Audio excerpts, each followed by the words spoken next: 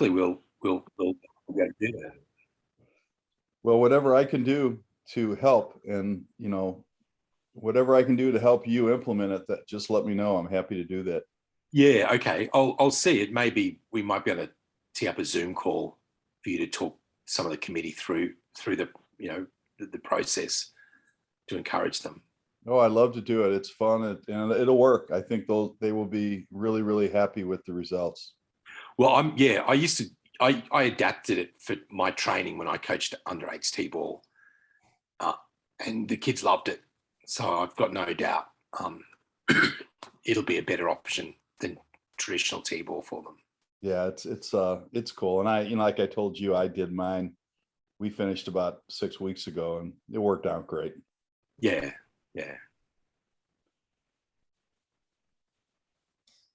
All right, Steve, I'm gonna kind of want to wait just 1 or 2 more minutes, and then we'll get going. Okay. This if we're with Scott and Gary, then maybe we can kind of have more of a formal or informal conversation rather than what we were kind of planning. That's fine. Whatever we need to do is good by me.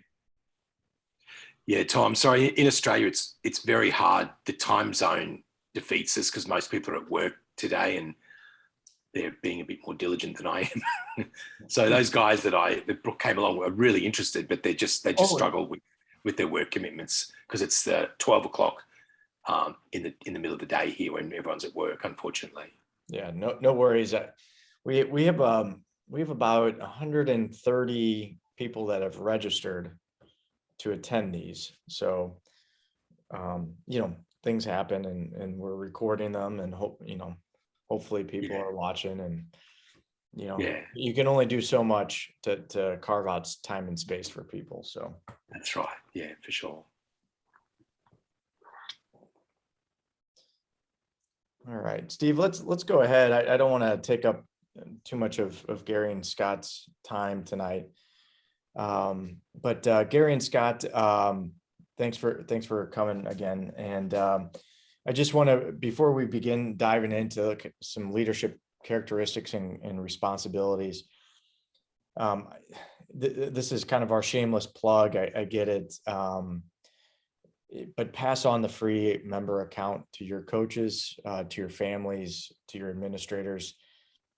We are trying to get people to do to coach baseball the right way, and we feel that our resources do a really great job of setting standards, setting expectations, and setting kind of a baseline for resources. So I think both of you guys are free member account, or free accounts. So it's just a simple login, and you can access administrator, coach, and family. So anyway, here comes Fred here as well.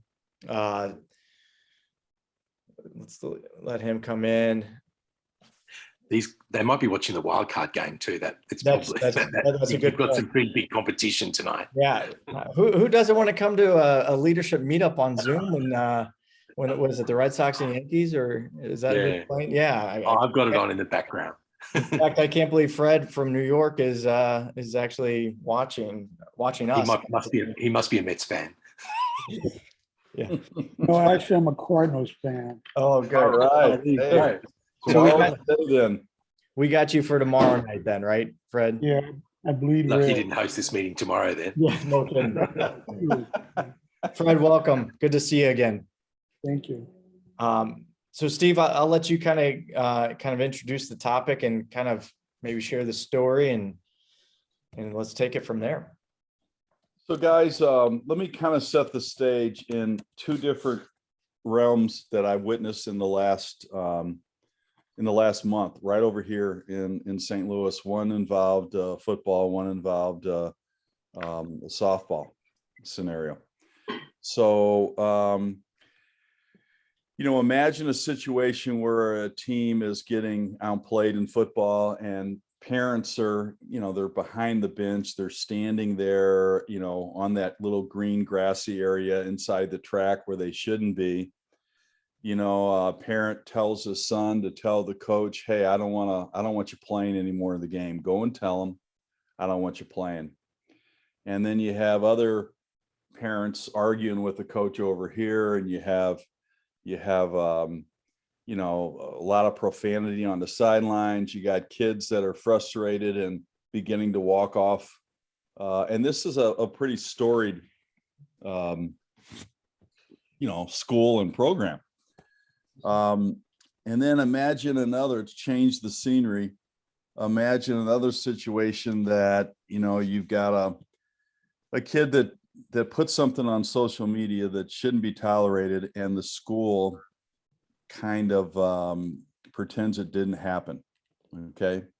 And then you've got the coach wanting to discipline, and the school saying, no, we're not going to do anything about this. Imagine situations where parent calls and policies change as a result of parent calls. You know, imagine a situation where someone in charge actually tells a coach that you've got to sit a kid for missing a practice the day before a game because the kid is at physical therapy, trying to get healthy to play in the game. You know, I have seen some of the most bizarre things that it would take a long time in previous years to see. I've seen them all in this fall season.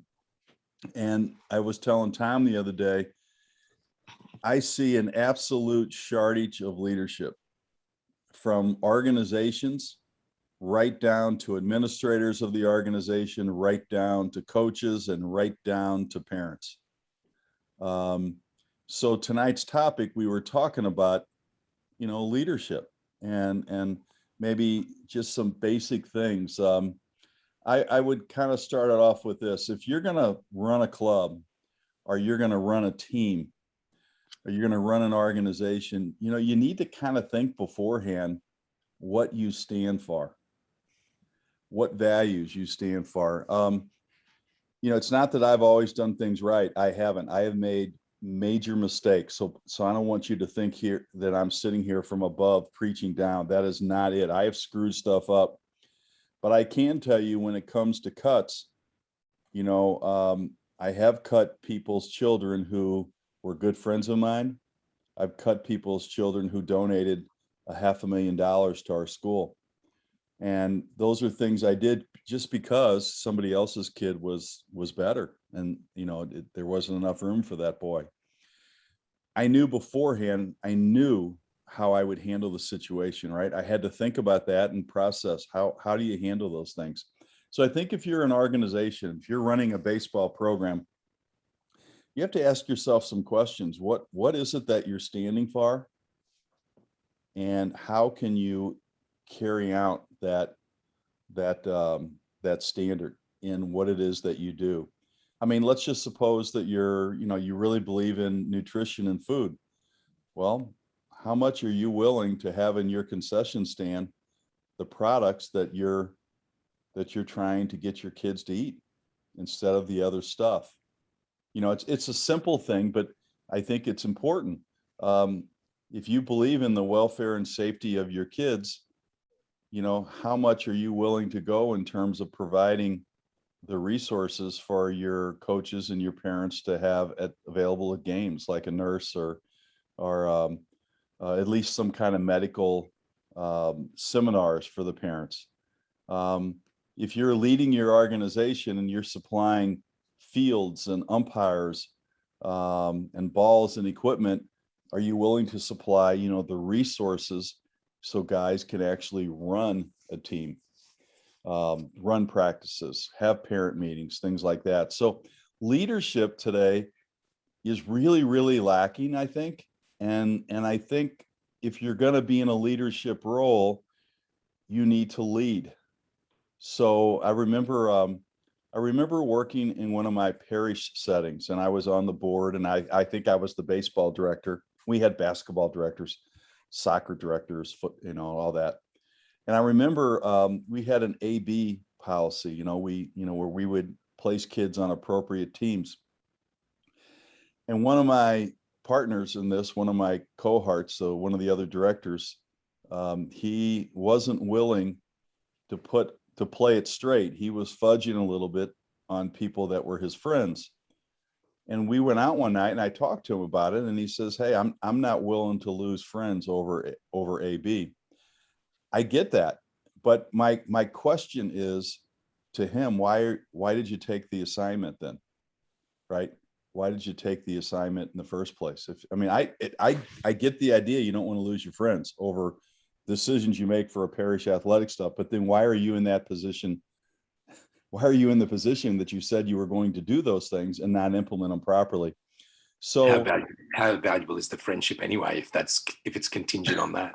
So. Well, and not only that, but Gary, you know how it is with our wives and stuff, right? I mean, we've got wives have friends and we can go on and on about this, but the bottom line is that if you take a job, you're supposed to be doing two things: implementing the policies that you said, and then you're supposed to be helping create a template to make that job more efficient. So the next guy gets the job and he gets the chance to do it better, because you've created an atmosphere, a culture, and a template for him to improve the job. And his job is to make it better for the next guy, and so forth. So, everybody should be given a template in an organization when they inherit a job, and then they should try to make that template better so they can pass it on to the next guy, and then organizations improve. I am amazed at the lack of leadership in baseball organizations. And here's just one simple example. Start baseball right. For the last 30 years, since my son he's 40 now, when he was 5, we played 12-on-12 t-ball. And I watch organizations do 12-on-12 t-ball year after year after year after year after year. And I think the reason it happens is this: some nice guy or girl said that they wanted to be the administrator. They think their job is just to implement what they've been given. They'll fudge on the implementation whenever it involves loss of friends. And they don't think creatively on how they can make the experience better for the kids now or make it better for the kids later on. That's lack of leadership, right? I mean, you can't take a position just for the power to take it so you get to do what you want for your kid. That's not leadership. That's not. But yet, I bet you there's more people doing that than actually being leaders for organizations. Oh, so now you tell me. No. And here's the sad thing: the guys that are coming to this meeting here, it's kind of like, Tommy, it's like our parent teacher night at school. All the people that come to parent teacher night for grades, I don't need to see those people. I need to see all the people that aren't at the meetings, right? And the people that generally sign up for our webinars, honestly, seem to be on a track ahead of where we're trying to talk. So we're relying on you guys to kind of carry it out into your organization and identify the folks that might be falling through the cracks, so to speak, and raise the bar. So leadership to me today is at an all-time low in organizations, and even our individual teams. I mean, we gotta expect things out of our kids. We have to expect things out of our parents. Now, I never met a parent that agrees with everything that you or I would ever say in terms of parent meeting, but I have met most parents say, well, I don't agree with you, but you said it. This is what you're going to do. I'll respect it. I don't agree with it, but I'll respect it. But if you don't ever take the initiative to have the difficult meeting up front with your parents, if you're not going to be proactive, then you're screwed, because you're going to be reactive, and then you're always going to try to be solving problem after problem after problem. I prefer to be proactive and have my parent meeting and lay out my cards beforehand and tell them what they can expect from me. And then we move on. And if they can't move on with it because they don't agree with it, I get it, but then we got to part ways. So leadership today is a really, really important thing. Organizations need to have it. Teams need to have it, and coaches need to have it. And it's on the organization to support your coaches. That's another avenue of leadership, is support your coaches, assuming they're doing the right thing, right? If they're not doing the right thing, we have to help them so they can do the right thing. But if they are doing the right thing, we need to have their back. We don't need to be listening to parents complain and then give in to a parent complain and sell the coach down the river. We'll lose all of our coaches. So leadership to me is the idea of having a plan, knowing why you have a plan, having expectations, knowing why you have expectations, communicating these expectations, and then implementing these expectations. And then being able to look at it after you've done these things and improve upon those implementations or those expectations. So it's not like anything's in stone, but hey, if you think you need to change it, you can, but change it for the right reason, not because the guy that's donating the money is really upset because his kid's not going to benefit from it.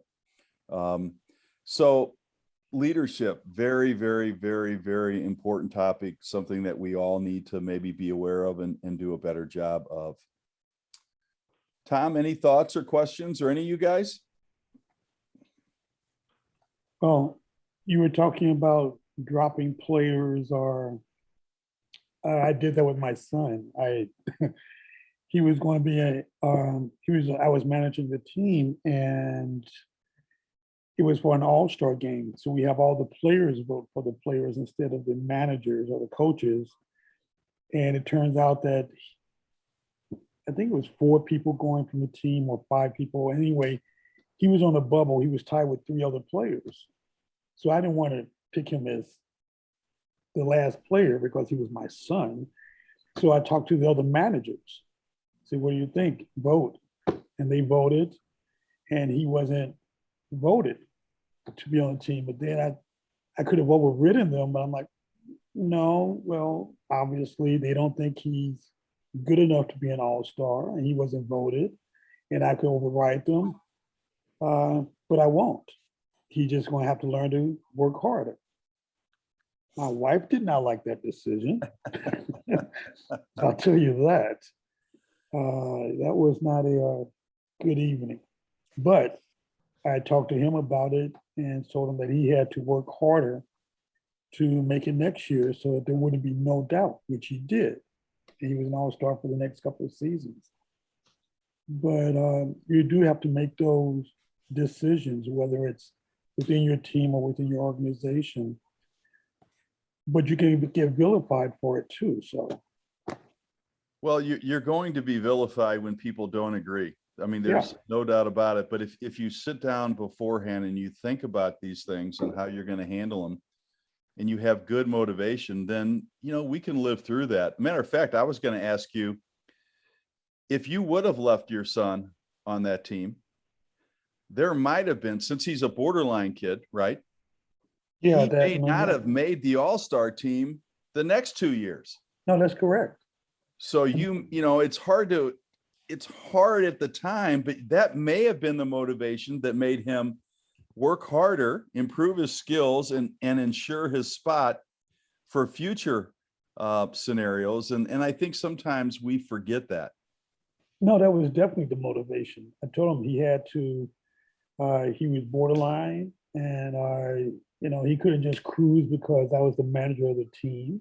There was no guarantee. I said, actually, the worst thing you could do is be my son on this team. Okay. So he really worked his butt off to become the top pick for the next couple of years.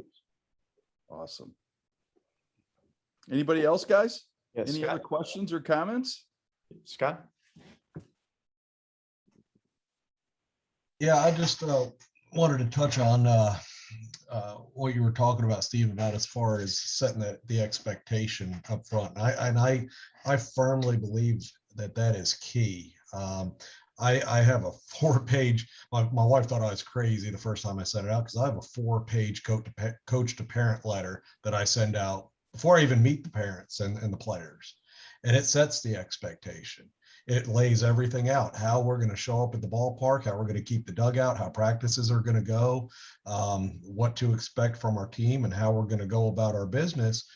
And I said earlier in our conversation about how I've got good parents, and I attribute it to setting that expectation up front. Right. And it also, the other thing, which I think is key, is that letter also holds me and the other coaches accountable, right? We've got to stay true to the letter. If we're going to put it out there, we've got to back it up. Right. And part of leadership is the courage to admit that you screwed up, that maybe you can do 100%. something better. And I think it's an important lesson for our kids to learn. And it's also important for our parents to know that we're capable of doing that. Absolutely. Yeah, absolutely. 100%.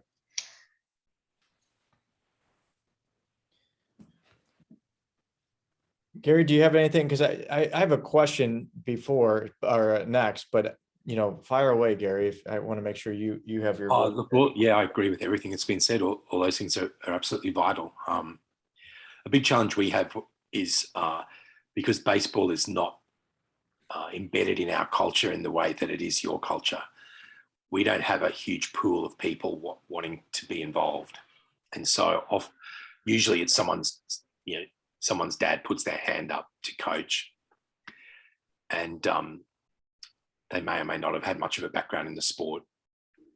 And so, it's hard to, sometimes I find it's hard to ensure that quality control across the board because we have teams where we simply can't find coaches. In our club, we probably have, every coach is good. There's only one coach that I think is, unfortunately, I don't believe upholds the values of our club. I've asked the question, well, why is this character still there? Oh, we can't find another coach. So generally we do a good job, but there are compromises, unfortunately. And, I agree with the idea of, you need to develop people, you need to develop coaches. And I also think that setting the expectations up front is really important. I'll be lucky. I've never had a problem with a parent in the teams I've coached. I've just had a bunch of really good parents, I think. But I've seen some horror stories with other teams, for sure. So one of my questions, and I could, we can leave you with this as well, is you guys have seen the free member administrator resources and the coaches and families. What else do we need from Coach Baseball Right? What else do you need to kind of instill that leadership characteristics and responsibilities that Steve talked about? What are we missing? What can we provide our administrators and coaches and families with that will continue to crystallize this in our offering? So I'm not necessarily asking for answers now or ideas now unless you have them, but it's something that Steve and I greatly care about. And what are we offering? What can we do better? So I think your stuff's fantastic. It's a question of a lot of people are time poor and they don't, right, unless they have a real passion for the game, that they just don't use the resources because ironically, they probably think it takes more time. If they actually use the resource, it'll probably save them time. But I think you need advocates, which you have got, who are pushing what you're trying to do in their own associations, and hopefully things will build. Thanks.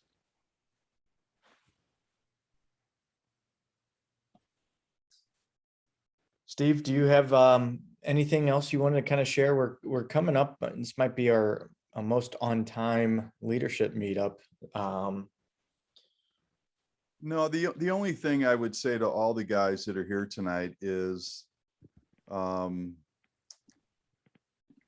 hope that when you guys meet with your boards and you have your meetings, there's a time to bring up other things other than the agenda, and I hope that some of the things you get to bring up are these topics, these expectations, this leadership, and what your organization stands for. And you really have those deep conversations, because you're only going to improve your organization by having them and getting everybody on board. And when you get your directors you know, you have to get the right guy. I know a lot of times we just filled spots. And, you know, if you got the wrong guy doing the directing, you know, you don't carry out the policies of the club. So you really need to make sure that you have the right directors. And I'm not too sure, and Gary, I was going to say this when you were speaking, I'm not too sure that if you really, really want to improve your clubs, if you have the wrong guy in a spot, like a wrong coach, I don't know what's worse. I don't know what's worse, letting that guy continue to coach and maybe implement some of your ideas, maybe not, or not have a team at all. You know, I mean, I know we always want the kids to play, and I get that. But at the end of the day, if we allow guys to do things that shouldn't be doing them, you know, I don't know if we really win anyway, because I think it's kind of like kicking off I remember I had a really good player of mine that I had to cut, and he wasn't hustling, and he was kind of a cancer for the team. But I have to tell you something, guys, I may have lost that kid, but all those other borderline guys that came after him, they all fell in line real nice, because they knew that if they didn't, I would cut them. Even if they were good, I would cut them.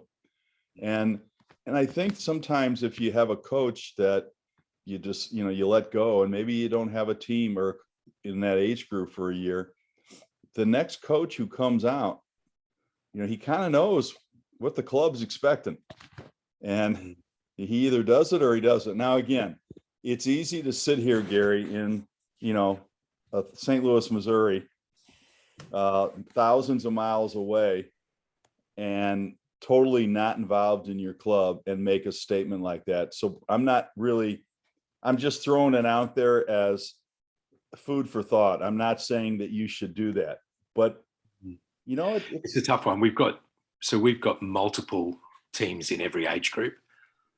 So we would have 20 teams. Of those, there's one out of 20 that I think is not upholding the standards that I would think are. I mean, I don't think. It's also, you know, the guy's not a total shocker, but there are things that I would think, gee, I don't think that's the way you should conduct yourself. So that's 1 out of 20. So right. Yeah, maybe you're right. Or you know, you sort of only become aware throughout the season. Maybe that he gets another chance. We try and work with him, but then at the end, if there's a problem, then I think maybe you do have to come to that tough decision. Yeah, and you know, somebody, you know, one of those other parents that don't know as much as this guy, you know, they'll step up as long as there are resources for him. Yeah, I think a lot of people don't step up, and I've said this before, because they don't feel that the resources that, say, we have or other organizations are providing, they don't know they're out there. So they don't think there's any ropes that can really help them, so they don't want to take the shot. And I think that, you know, we have to provide these resources for them and educate them and tell them how to use them and expect them to use them. And I think it helps. But anyway, that was just a thought. And I'm certainly not suggesting, Gary, that you drop that coach. That's not what I'm saying. I'm saying that it's always on the table. And I think you're right. It is a balancing act. I'm not on the committee this year, so I don't have the ability to drop him anyway. But what I am doing is I'm going to try and coordinate the managers of the teams better. Well, one thing, manage that team and get a cultural shift through that way, perhaps. Sorry, Fred. No, sorry. I was just going to say, well, one thing you have to look at too. I mean, we've been in that situation, and we've had to work with coaches and work with them, then eventually drop them. And we do have problems recruiting, because a lot of parents just don't want to do it, or no one wants to step up. They want you to do it, but not them, but they'll criticize. But you also have to look at the kids that they're working with and how he's affecting them, not just as a team, but the individual kids themselves, because that carries over, whether it's them not learning basic skills, because they're going to move up without those basic skills, or whether it's because of attitude. they will move up with that attitude. And then instead of one team with it, they will spread to other teams. So, Yeah, that's true. Tommy, any other thoughts tonight? I think this is a good conversation, and I think we'll throw this into the hopper maybe in November or December for sure. What's our next, Tommy, what's our next topic? Have we posted that yet? So on October 19th, we'll have our next leadership meetup, and Steve and I are kind of thinking about how do organizations, how do leaders in clubs teach hitting across the board, right? So similar to upholding an expectation and standard, how do you deliver hitting resources, hitting instruction across the board? So. And I do want to kind of also remind you guys, and on our website, I believe you can go to the bottom of it and you can find our mini clinics. I'm pretty sure they're still there. And gosh, I think there's 14 different topics that you guys can take a look at anytime you want. Also, I just finished yesterday or last night or 2 nights ago, I did cuts and relays for our Chalk Talk, baseball 101 Chalk Talk. And in 2 weeks, I think it's rundowns. But at any rate, that'll be 2 weeks from this Sunday at 7:00 Central. And I'm still not happy, to be honest with you guys, on how we're getting it out there. We've been using Facebook. Yeah, Steve, I tried to log on to that and I couldn't find it. I couldn't access it for some reason. So that was the same here, Steve. Yeah. Could you get it the first week, guys? Did you get it the first week? I got it the first week, but the second week I just haven't been able to, I wasn't able to find it anyway. I couldn't access it. So let me say this, I use the same device, and this is why I'm not happy with it. I use the same device and we use Facebook Live. And then when I was done, the gentleman who was sitting right by the iPad, he told me that it went to sleep or it went off, but we started with it at 7:00 and I don't know how long it went. So I'm not sure that I just may go to Zoom, or Tom and I will try to figure it out and do a better job with this. But anyway, a week from this coming Sunday. So in 2 weeks from 2 days ago, we'll have our third Chalk Talk session. In the meantime, if you need to go to our website and access any of our mini clinics, they're all pretty good. So take a look at them. I think you'll enjoy them. Yeah, they're in the member dashboard under the Academy. Okay. Guys, thank you so much for joining us, and hope you guys have a great week. And we'll see you in a couple weeks, guys. Doing this. Yeah, Steve and Tom, thank you for doing this. I greatly appreciate it, and I think I speak for everybody, and just how much the value there is in this, and what you're doing those Sunday night offerings is. I mean, there's just, like I said, so much value in that. So thank you. I appreciate you guys giving back the way you did. You're very welcome. You're very welcome. Guys, have a great week, okay? all right. Thanks so much, everyone. Bye-bye. Go Cardinals. Bye-bye. Absolutely, Fred. See you guys. Good night. Bye-bye. Go Cards. Bye-bye.